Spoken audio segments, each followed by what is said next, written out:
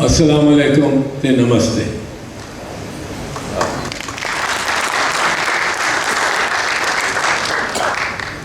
شاید ہوراں نے بڑی لمبی گل کر دیتی. اصل اتنے ہیرو یہ سی اور اس داستان کا اجوکا دی داستان جڑی ہے یہ ایک ہیرو اور پاکستان ہے اور پاکستان اور ہندوستان کے درمیان محبتہ پان دے وچ بھی جو کام مدیہ اور شاید ندیم نے کیتا ہے کسی نے نہیں نور کیتا ساڑھے پاس.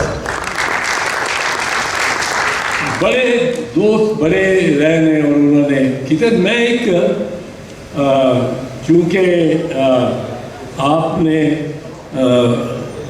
گلا کیتیاں دسیاں اور نظمیں بھی پڑھیاں, میں ایک تو واقعہ دساں جڑا میں جہاں دے پیچھے بھی زیادہ رہے تھے. آپ بھی مجھے ضیاء الحق دے وقت بڑا کئی باری جیل کھپڑی پئی. وہ ایک میں ملتان جیل گیا تے اتنے بڑے سارے انڈین قیدی سن اور کئی اپنا دماغی توازن بھی گوا بیٹھے. میں پوچھا سپرنٹینڈنٹ, میں سیاسی قیدی سا تو تھوڑے دی ساڑھے تے گرمی ہوندی سی. میں سپرنٹینڈنٹ پوچھا, سپرنٹینڈنٹ نے میرے سیل آیا تو میں انہوں پوچھا میں کیا ہے جڑے میں بندے دیکھ رہے پوچھا کر رہا یہ کون نے؟ یہ منو پاکستانی نہیں لگتے, توتی بھی بندی سی جس طرح ہندو. تو میں کیا وہ کہہ لگے کہ انڈین پریزیڈنٹ ہے انڈین. میں کیا انہوں کی مسئلہ کی ہے؟ کیا دیں کہ انہوں کا مسئلہ یہ ہے جو پاگل بھی ہو گئے ہیں یہ پھڑے گئے ہیں انلیگلی کراسنگ دی بارڈر. بارڈر کراس ہو گیا, بارڈر کراس ہو گیا تو وہ پہلا تو تھی پھڑے گئے ہو تو تمہوں سال 2 سال رکھتے ہیں فیلڈ پریزنز ہوتے ہیں جڑے اور قیدی ہوتے اور مارتے کٹتے. یہ اسیوم کرتے ہیں کہ انڈین سپاہی ہے جڑا اتنے آیا اور اس کو یہ کو کٹنا. اخیر وہ پتہ لگتا ہے کہ وہ مہاراجا جسا جا ایک رامداس ہے جہاں منو نے داستان دسی. انہیں اپنی داستان دسی کہ رامداس ہے جہاں ہر جمعرات اپنی ماں نال اجمیر شریف درگاہ سے جاتا سی. ایک دن وہ آپ دستا ہے کہتا ہے چوئی صاحب ایک دن ماں بیمار ہو گئی. میں نے کہا ماں نے مجھے ایک اٹھنی دی اور ایک دھاگا دی کہ یہ دھاگا خواجے کے جا کے جالی میں باندھ دینا اور اٹھنی کا تیل دے دینا. کہتا میں جب نکلا گھر سے تو اٹھنی مجھے چونڈیاں بڑھنے لگی. وہ کیا پیپسی لے کوک لے. میں نے جا کے میں نے کہا کہ ماں کو کیا پتہ لگ رہا ہے اور یہ جائے گی تو دھاگا اس کو کون وہاں سینکڑوں دھاگے. میں اپنے دوستوں کے ساتھ کھیلنے ہی چلا گیا اور وہ بارڈر کراس ہو گیا. آج اس کو 10 سال ہو گئے. سال سزا مجھے ہوئی for being in Pakistan without documents. یہ ایک انڈین پینل کوڈ کا بھی اوفینس ہے.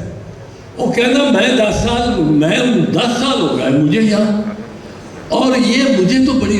میں نے کہا میں بیٹھا ہوتا تھا اپنے سیل میں اور اپنے احاطے میں قید تنہائی میں تو مجھے یہ لوگ ملنے آ جاتے تھے قیدی.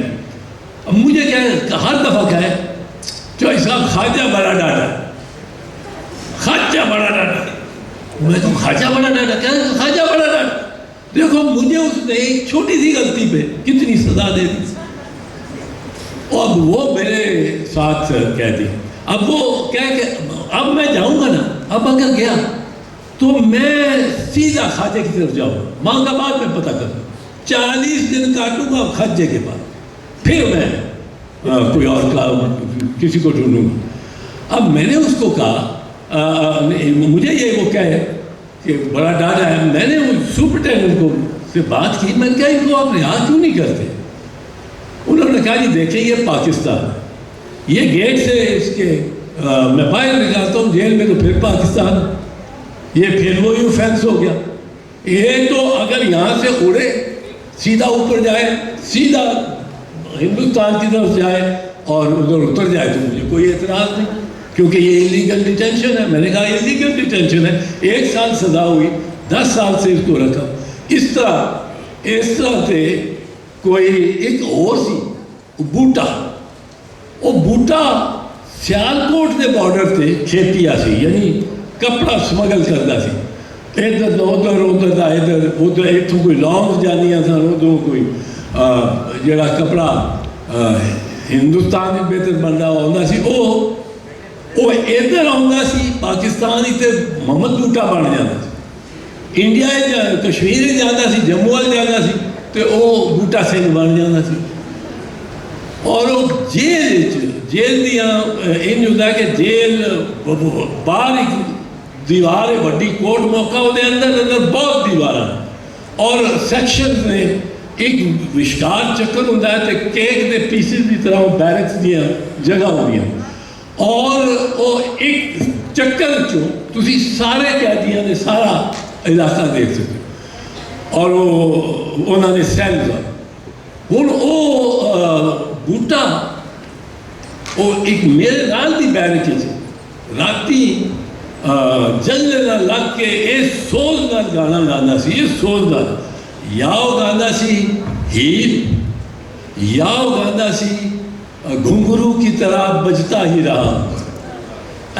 راتی جانو نیندر نہیں سی آتی جاتی کہ بوٹے دی آواز نہ.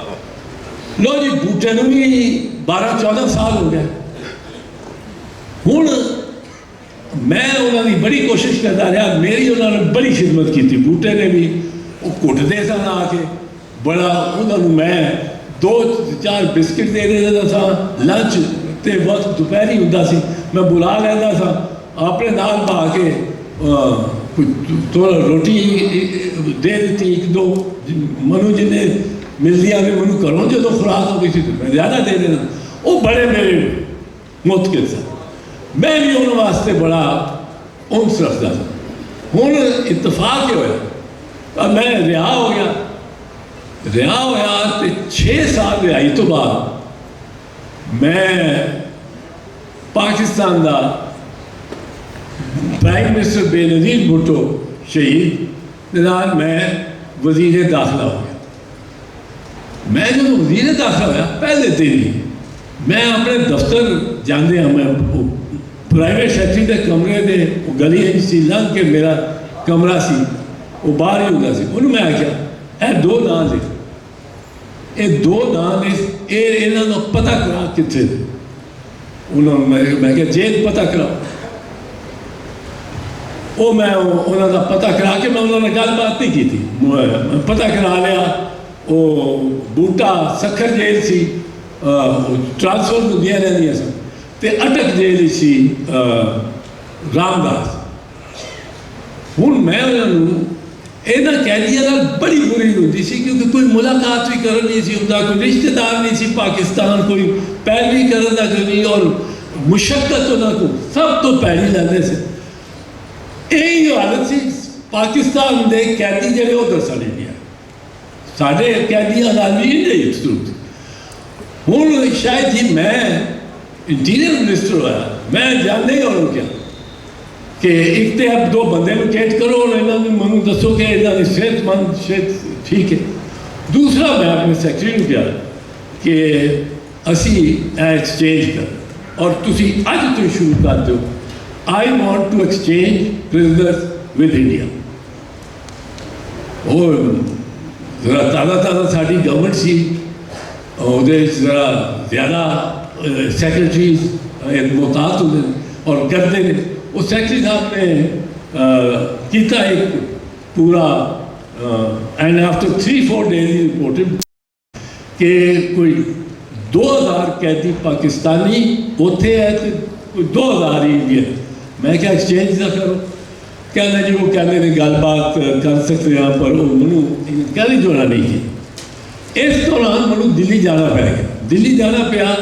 वो दुराब पटेल साहब साढ़े एक जज सन सुप्रीम कोर्ट के, पारसी सन और उस माइनॉरिटी सन जिन्होंने शहीद जुल्फकार अली भुट्टो को बरी किया और वो माइनॉरिटी सी। सुप्रीम कोर्ट ने 4-3 जजमेंट से उन्होंने फांसी ला दी, जी कभी नहीं लगनी चाहिए, पर दयाउल्ला सी डिक्टेटर सी।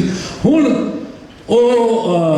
मैं मनु प्राइम मिनिस्टर ने भेजा कि उत्थे जाके तू प्राइम मिनिस्टर को मिल Rajiv Gandhi and try to convince him कि एक वैकेंसी हुई है इंटरनेशनल कोर्ट ऑफ जस्टिस, वो 3 साल उससे बकाया ने वो सानू टर्म दे दे, असी दुराब पटेल को दे देंगे तो फिर अपना कैंडिडेट 7 साल उसने।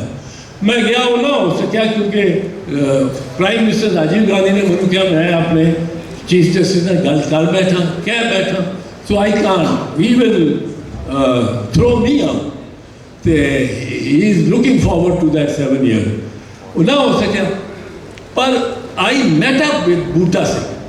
बूटा सिंह मेरा दूजा एजेंडा से, वो सी प्रिजनर एक्सचेंज का, he was the home minister.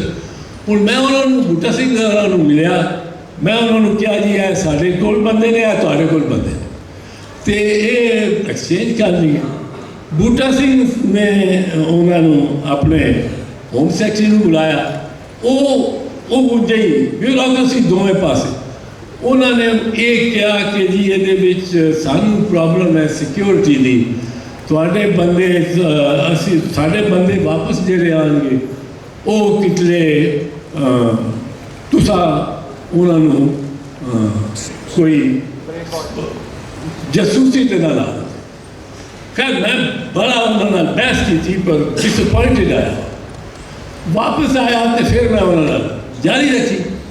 एक दिन बूटा सिंह साहब को मैं क्या जी मेरे को मैं इन्होंने लैके आया और मैं इन्हें जानना इन्होंने कि नहीं तकलीफ है, तो मैं नहीं चाहता कि ये इतने रहे। मैं एक तारीख तुहानू दे देंगा, ये मैं कंसल्ट करके, तो मैं सारे कैदियों को लिया के बॉर्डर से खड़ा करके और एक को पूछागा, टेलीविजन कैमरा अपना रिकॉर्डिंग करके एक को पूछागा खुद कि और BSF बॉर्डर सिक्योरिटी फोर्स ये सानू पता है लगा है कि इस रस्ते में सुरंग कोई नहीं, माइन कोई नहीं, सेफ रास्ता है, गोली वो चलाएंगे तो चला देंगे, जे तू जाना चाहना है मेरे वालों आज़ाद है चला जा। और मैं क्या मैं मीडिया भी ले आके और करा ये मैं होम मिनिस्टर इंडिया ने खुद किया। वो मुझे कहने लगे कि नहीं जो चोई साहब ये नहीं करना। मैंने कहा जी मेरे को रास्ता नहीं, मैं इन्होंने नाल रहा और मैं इन्हों की अजियत वेखी, तुसी मेरे कैदी रखो मैं तुहाडे छड्ड। वो खैर उस तो बाद एग्रीमेंट हो गई, एग्रीमेंट हो गई तो हुण उन्होंने टाइम मैं ये रखा कि आ 2 मेरे बेली सन जरा, मैं क्या इन्होंने जरा पहली गड्डियां से भेजो। पहली गड्डी चलनी सी तो मैं फिर आख्या कोई 3 महीने गुजर चुके सन कि रामदास और बूटा सिंह का पता करो। वो इंटीरियर मिनिस्टर पता कर रहा हो तो अद्धे घंटे उन्होंने कहा जी बूटा रामदास सखर है तो बूटा अटक है। मैंने कहा मिलाओ, उन्होंने फोन कर, हूँ मैं फोन से याद आया रामदास, उन्हें सुनो रामदास मैं क्या वो पहली बारी जिंदगी एयर कंडीशन कमरे से आया क्योंकि वो सुपरटेंडेंट जेल ने मैं आपको बुला के थे। और मैं क्या रामदास वो जिस तरह वो मेरी गुफ्तगू हो रही थी, मैं क्या रामदास से आ वो क्या हाल है, क्या लगता तो मेरा चौधरी है, लगता तो मेरा चौधरी है, पर उस चौधरी ने मुझे क्यों याद करना, और इस रामदास को तो चौधरी याद करेगा। और मैं क्या मैं तेरा चौधरी हूँ, वही हूँ, वहीं बैठ के हम सैर में खाना खा रहे हैं और वो बूटे का भी मैं पता कर रहा हूँ, तो तू क्या चाहता है? کہنا میں کیا جاتا ہوں؟ اب میں نے سنا تھا کہ تو کو منتری ہو گیا. میں کہا میں منتری ہوں. اور کہتا تو مجھے تو اب واپس لے جائیں گے چکی میں, چکی کی سیل کو کہتے ہیں, چکی میں لے جائیں گے اور ماریں گے, بڑا ماریں گے کہ یہ تیرا منتری کیا لگتا ہے, بچاؤ صاحب اس کو کیا آگے بچائے. میں کیا رام داس سے اب تجھے کچھ نہیں ہو, اب تو میرا مہمان, اور زیادہ دیر نہیں ہے, پرسوں گاڑی میں تجھے لے کے جائیں گے, اسپیشل ٹرین چلے گی, اور بھی قیدی جائیں گے, یہاں جتنے دوسرے سارے واقعے پہ تو کراس کرے گا, پر کیا کرے گا؟ تجھے جب میں رہا کر دوں گا تو کیا کرے گا؟ کہتا ہے وہ چودھری مجھے تو ہندوستان بھیج رہا ہے واپس. میں نے کہا بھیج رہا ہوں. وہ چودھری میں کیا کروں گا؟ میں خواجے کے پاس جا کے 40 دن چلا کاٹوں گا. میں کیا ماں, کہتا ماں کو بعد میں دیکھوں گا, 40 دن جا کے چلا کاٹوں گا. اور وہ اس طرح گیا, بھوٹا ہیر گاتا گیا. Thank you so much, sir.